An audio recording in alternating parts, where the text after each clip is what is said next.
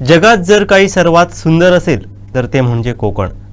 पण सध्या माणसाला पैशांचा प्रचंड मोठा रोग लागलाय. होय, हे आम्ही नाही तर प्रसिद्ध अभिनेते आणि पर्यावरणप्रेमी सयाजी शिंदे म्हणतायत.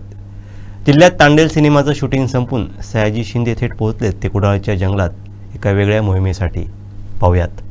आमच्या तांडेल नावाच्या सिनेमाचं शूटिंग होतं, ते काल संपलं.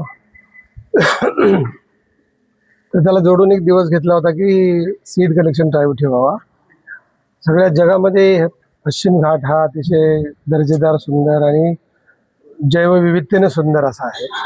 तर ज्या पद्धतीनं व्हायला पाहिजेत रोपं तयार, प्रजाती तयार तेवढ्या होत नाहीत. म्हणून मग आपण सगळ्यांनी जे याचे समविचारी लोक आहेत त्या सगळ्यांना सांगून वेगवेगळ्या प्रजातीच्या बिया गोळा करायच्या. आणि आमचे 2 मित्र आहेत ते त्याच्या बियाची रोपं करून द्यायला तयार आहेत. तर या 15 दिवसात जेवढ्या बिया गोळा करता येतील तेवढ्या बिया गोळा करून मंदार गावडे आणि इतर ज्या संस्था आहेत सगळ्या ते कनेक्ट करतील. त्यांच्याकडे तुम्ही आणून द्या आणि त्याची रोपं करून वाढवू. कोकणामध्ये सध्या नाम फाउंडेशनचं पण चांगलं एक काम चालू आहे, त्याच्याबद्दल आपण काय सांगाल? नाम फाउंडेशनचं काम नेहमीच चांगलं आहे. त्यांनी महाराष्ट्रात नद्या इतक्या सुंदर केल्यात आणि बाकी पण बारकी सगळ्या गोष्टीत त्यांचं काम आहे. बेसिकली पाण्यावरती आणि नद्याचं रुंदीकरण याच्यावरती काम करतायत आणि ते पण 10 वर्षात माझ्या माहितीप्रमाणे सगळ्यात जास्त काम ते चांगलं करतात. बीज संकलन ही संकल्पना आपल्याला नेमकी कशी सुचली आणि काय कारण आहे त्याच्यामध्ये? माझी आई बिया गोळा करायची. ती मुंबईला आली तरी 4 बिया घेऊन यायची. तिच्या बटव्यात नेहमी 4 बिया असायच्या. तर तिच्यासाठी म्हणून मी तिची बीज तुला केली होती माझ्या आईची. एका बाजूला आईला बसवलं तर एका बाजूला बिया, देशी झाडांच्या बिया ठेवल्या होत्या आणि आईला सांगितलं तर तू गेल्यानंतर अख्ख्या महाराष्ट्रात तुझ्या वजना एवढ्या बिया मी लावीन आणि त्या झाडाला ज्या फळं येतील, सावली येईल, फुलं येतील, त्या सुगंधात, रसात, पक्ष्यांमध्ये तुम्हाला दिसशील आणि माता आणि धरती माता ह्या गोष्टीवर आपण एवढंच प्रेम करतो हे बघू. आणि आईनंतर फक्त झाडच खरं असतं.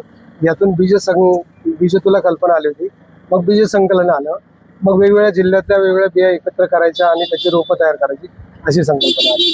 वाढत्या आधुनिकीकरणाबरोबर कोणताही धोक्यात आहे असं आपल्याला वाटतं का? नाही, हा काय आहे, पैशाचा रोग लागलाय, प्रचंड रोग लागलाय आणि अति महत्वाकांक्षी लोक झाले. कुठे घेऊन जाणार त्यांना माहित नाही. तुम्ही काय 500 वर्ष जगत नाही तर कशाला हे साठवत आहे? अजून काय सोन्याच्या बिटा खाऊन जगताय का कोणी? त्यांना भात भाजीच खावं लागतं ना. तर ते त्यांना कळत नाही आणि त्या महत्वाकांक्षेपोटी गरज नसताना आता हे बघतो इथं धामापूर काय कुठलं आहे पाट तलावावरती आलोय. इथं गरज आहे का ह्या सुशोभीकरणाची? मुळात इथं पाणी इथं अडतंय तर मग ही भिंत कशाला बांधली? मग परत आता हे कसं वाढवून मग पाठीमागं पाणी कुठं साठेल? तर शासनानं कसा विचार करतोय ते मला कळत नाही. हे पर्यावरण प्रेमी किंवा जे याचे तज्ज्ञ आहेत त्यांच्याशी बसून इथल्या लोकांचा सल्ला घेऊन मग काम पुढे जायला पाहिजे. तशा पद्धतीने जाताना दिसत नाही आणि माणसातला संवाद कमी झाला आहे आणि अहंकार हा प्रमुख स्वभाव व्हायला लागला आहे. तर शासनाने त्याचा जरूर विचार करायला पाहिजे आणि आपण काहीतरी नुकसान करून बसलं ते परत येत नाही ना भरून. म्हणजे आता मला कळलं की 5 सांगून 50 झाडं तोडली. आता ह्यांच्या बापाने 7 जन्मात यांच्या लागणार आहेत का परत ती झाडं? त्या फॉरेस्ट डिपार्टमेंटच्या लागणार आहे, कॉन्ट्रॅक्टरच्या लागणार आहे, का कोणाच्या लागणार आहे? तर असं नाही करायला पाहिजे ना. नीटपणे विचार व्हायला पाहिजे. कोकणात येऊन आपल्याला कसं वाटतं? Konkan all time beauty. जगात सुंदर काय असेल तर कोकण असेल आणि ते तसंच राहावं अशी इच्छा आहे. कोकणासाठी एक मालवणीमध्ये डायलॉग बोला. मालवणी ही कोकणामध्ये बाहेरची आक्रमण या अंतर्गत आक्रमण येत आहेत त्याच्यापासून कोकण वाचावं आणि कोकणच्या झाडांच्या नावानं आम्ही उभं राहणार, कोकणातल्या पक्ष्यांच्या नावानं आम्ही उभं राहणार, माशांच्या बाजूने उभं राहणार आणि कोकण वाचवणार. आता यावर्षी नर्सरीला फंडच दिलेले नाहीत आणि कुठल्याही नर्सरीत तुम्हाला गेलं तर एखादी नर्सरी असेल महाराष्ट्रात, कोल्हापूरची वगैरे, जिथं 50 प्रकारच्या प्रजाती, पण बहुतेक ठिकाणी तुम्हाला 5-10 प्रकारच्या 15-20 प्रकारच्या प्रजाती असतात. जेणेकरून आपल्याला 200 आता उन्हाळ्यात 200 प्रजाती रिकाम्या पडल्यात. 200 प्रकारच्या प्रजातींच्या बिया आहेत. पण फॉरेस्ट डिपार्टमेंट का लक्ष देत नाही? गेल्या 50-60 वर्षात का लक्ष दिलं नाही? हा वादाचा विषय आहे आणि कोण वाईट करतंय, का वाईट करतंय ह्याच्यापेक्षा आपल्याला काय चांगलं करता येते.